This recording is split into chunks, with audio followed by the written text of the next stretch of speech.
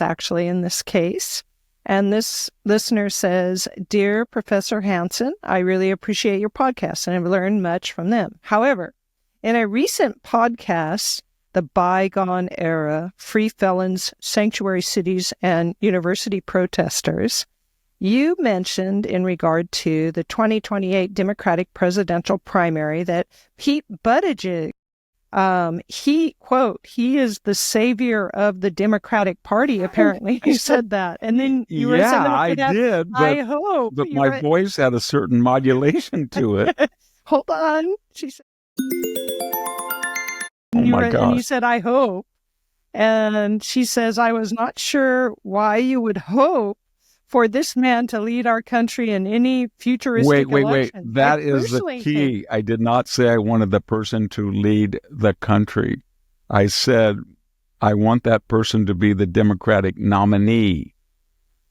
And I want, dear listener, I'm sorry if I wasn't more explicit. It's very hard to be ironic because, parody, irony, maybe my voice wasn't. I said something like, promises, let's get Pete Buttigieg nominated.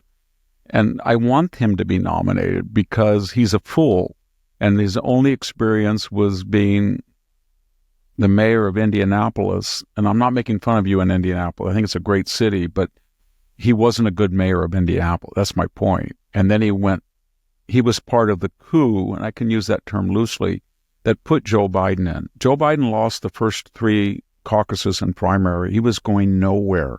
And then James Clyburn, the South Carolina primary was coming up, and he got together with the Obamas, and they said, this guy, we're going to lose because we've got idiots like Pete Buttigieg and Bernie Sanders and Elizabeth Warren and Spartacus and the Castro brothers and Amy Klobuchar, and they're all left-wing zealots, and they'll never beat Donald Trump.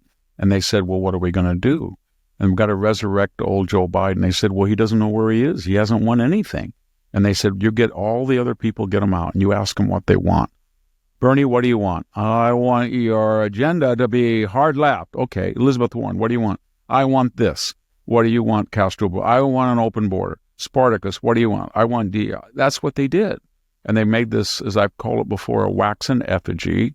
And that was Joe Biden. And then he won. He won Nevada. He won South Carolina. And then they all pulled out with over a 30-day period. And they crowned him the nominee. That was what happened. And so I would have preferred, yes, I confess, I would have preferred Pete Buttigieg to have been the nominee in 2020 because I think Donald Trump would have more easily defeated him. Yes, of course. So just to finish it off, and you've kind of addressed it, I personally think this would be a disaster for our country, not only morally, but politically as well.